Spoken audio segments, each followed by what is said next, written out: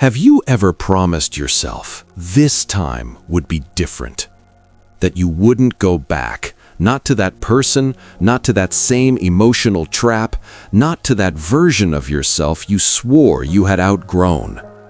And yet, weeks later, there you are again. Same place, same pattern, same quiet frustration you can't fully explain. There's a moment in the Gospels where Jesus asks a man something unexpected. Do you want to be made well?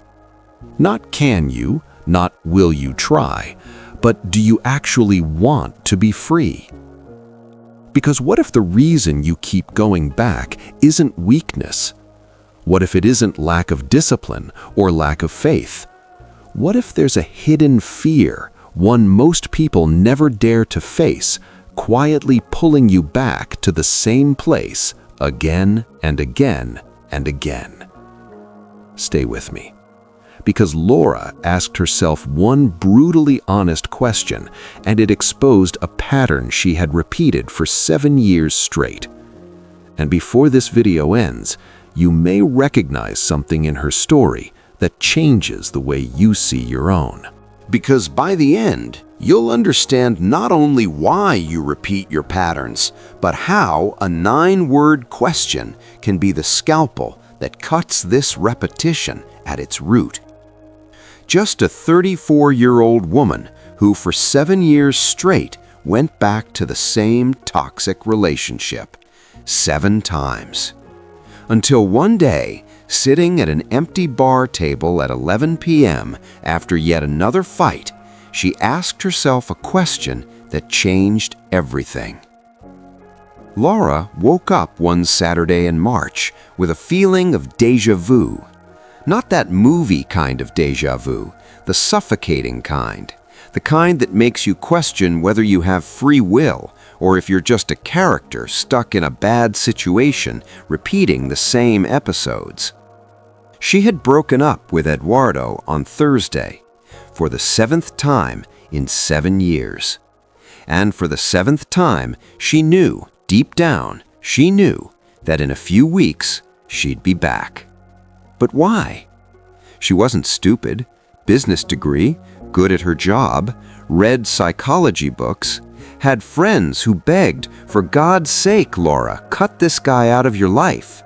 But there was something stronger than logic, something that pulled her back like emotional gravity. That morning, instead of calling her best friend crying, she did something different. She opened her laptop, created a blank document, and started writing down all the times she had gone back. First time, after 3 weeks, he sent flowers to her workplace. Second time, after 2 months, he showed up at her door at 2 a.m., drunk, saying he had changed. Third time, after 1 week, she called. Loneliness weighed more than pride. 7 times, 7 endings, 7 returns. And looking at that list, Laura realized something that left her cold. She didn't go back because she loved Eduardo. She went back because she was afraid of something worse. And that's the part Jesus always exposed, not the action, but the fear underneath it. What exactly is she afraid of? And speaking of the pains of the soul, those wounds that we don't always understand why they return, I've prepared a very explanatory ebook with examples and some techniques that will help you to free yourself. It's in the first pinned comment. I hope you like it. Let's get back to the topic now. Laura closed the laptop, took a shower, put on clean clothes, went to a cafe she'd never been to before. Why a new cafe? Because familiar places bring familiar thoughts, and she needed to think differently. She sat at a table by the window, ordered a double espresso, and opened her notebook again. This time, she wrote a question. Not a philosophical question, not something deep. A simple question, direct, almost obvious, but one she had never, in 7 years, really answered honestly. Why do I always go back to the same place? It's interesting. Jesus rarely gave people long speeches. He asked questions that forced them to see what they were avoiding. And then, instead of writing the obvious answer, because I love him, she wrote the first thing that came to mind without censoring, because I'm afraid of being alone and discovering I'm uninteresting. She stopped, reread it, and felt her stomach turn. Because this wasn't about Eduardo, it was about her. It was about the silent terror that if she stayed alone long enough, she'd have to face the truth. That maybe she didn't have interesting hobbies, that maybe her conversations were shallow, that maybe she was the kind of person people forget. Eduardo was a distraction, a bad relationship, yes, but it was something, and something seemed better than being alone. What will she do now that she knows this? Let me tell you a secret about human patterns. Most people think we repeat cycles because we're stupid, lazy, or masochistic. But the truth is much more strategic. We repeat because on some level, the pattern is protecting us from something scarier. Example 1. The guy who always sabotages good job interviews. He's not a self-sabotager by nature. He's afraid of being exposed as a fraud in an important position, so unconsciously he ensures he never gets there. Example 2. The woman who always chooses emotionally unavailable partners. She's not a masochist. She's afraid of real intimacy, because intimacy requires being vulnerable, available. So she chooses men who will never really know her. Example 3. The entrepreneur who starts 15 projects but never finishes any. He's not undisciplined. He's afraid of launching something into the world and being publicly rejected, so he lives eternally in the preparation phase. See, the pattern isn't the problem. The pattern is the solution your brain found to avoid something scarier. That's why Jesus never started with behavior. He started with the heart. And until you discover what you're avoiding, you'll keep going back to the same place. How do I discover what I'm avoiding?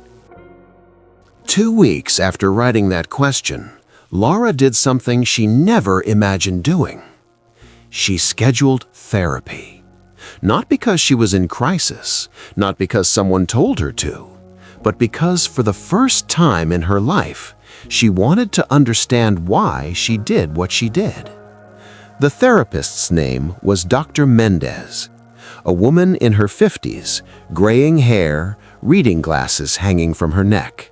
Small, simple office, no couch, just 2 armchairs facing each other. First session, Laura told everything. Eduardo, the 7 returns, the list, the question in the notebook. She expected the therapist to say something profound, something about childhood trauma, anxious attachment, neuroscience. But Dr. Mendez just asked, "And what did you gain by going back 7 times?"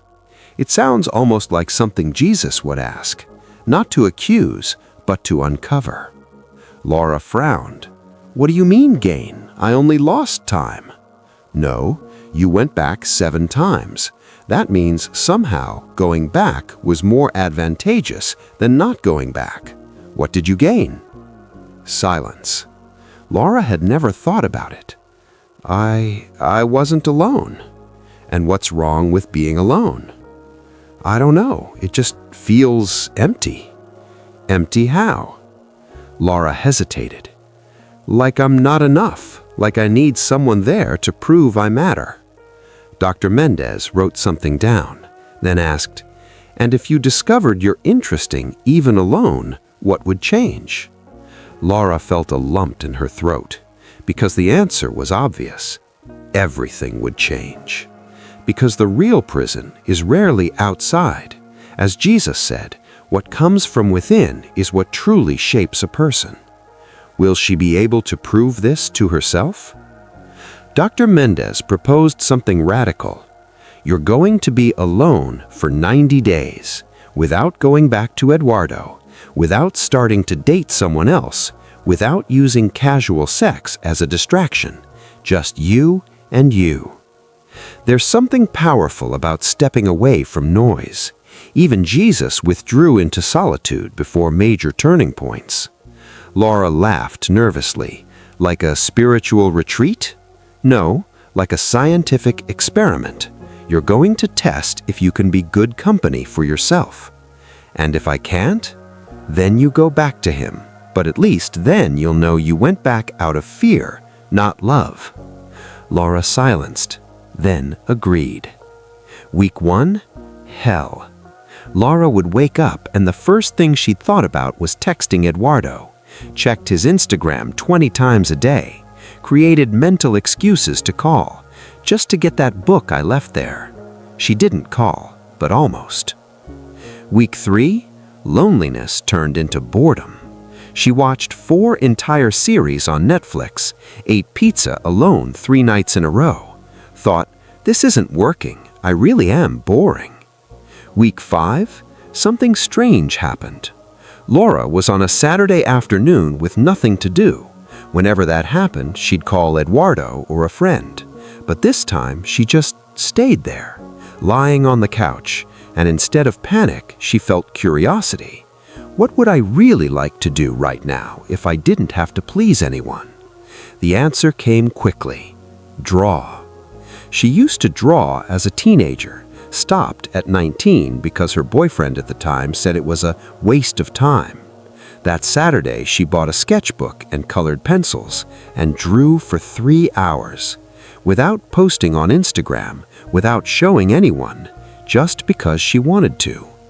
Week 8, Laura started going places alone, movies, restaurants, bookstores. At first, she felt ashamed. Everyone must be thinking I'm a loser with no friends. But then she realized nobody was paying attention. And more importantly, she was enjoying it. Week 12, end of experiment, Eduardo sent a message. Miss you, can we talk?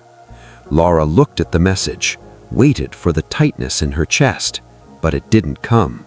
Instead, something else came, clarity. And clarity often comes when fear no longer controls the heart. She realized she didn't want to go back, not because she hated Eduardo, but because she had finally discovered something better, herself. She made it.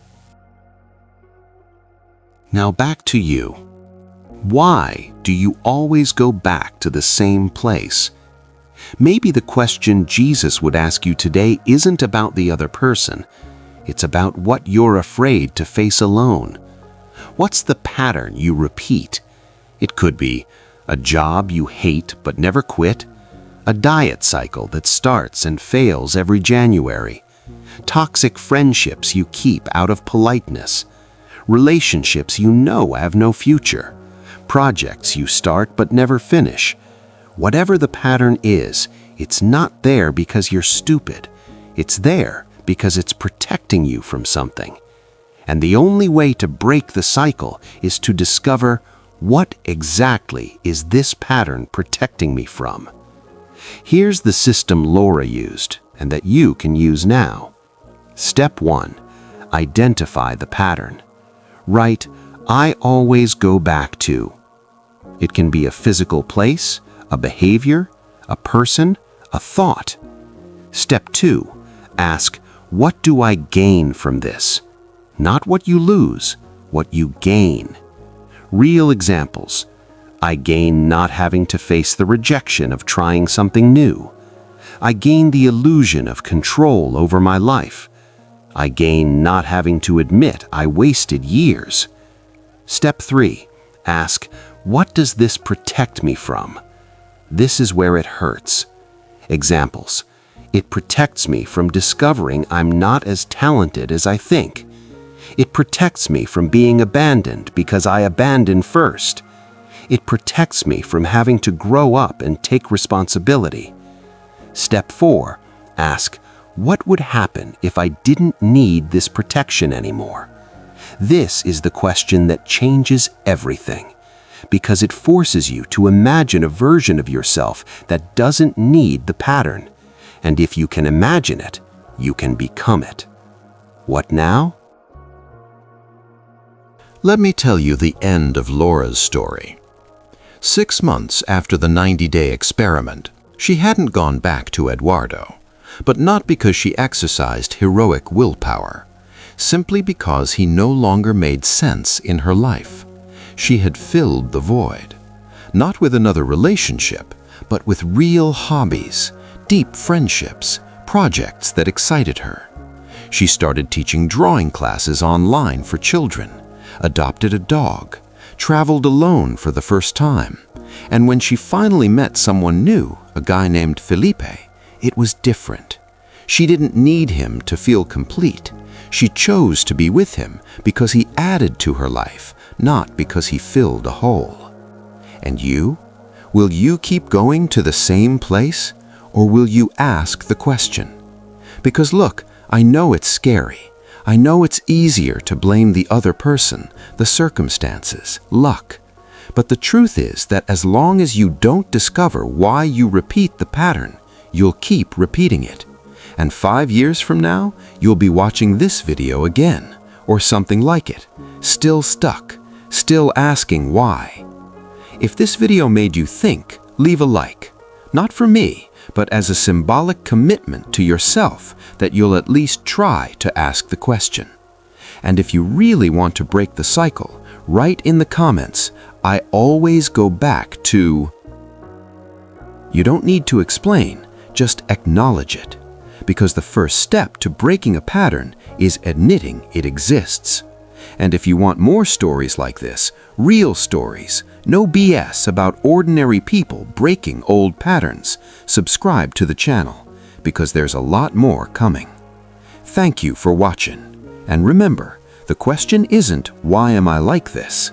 It might be the same question Jesus once asked a man who had been stuck for 38 years. Do you want to be made well?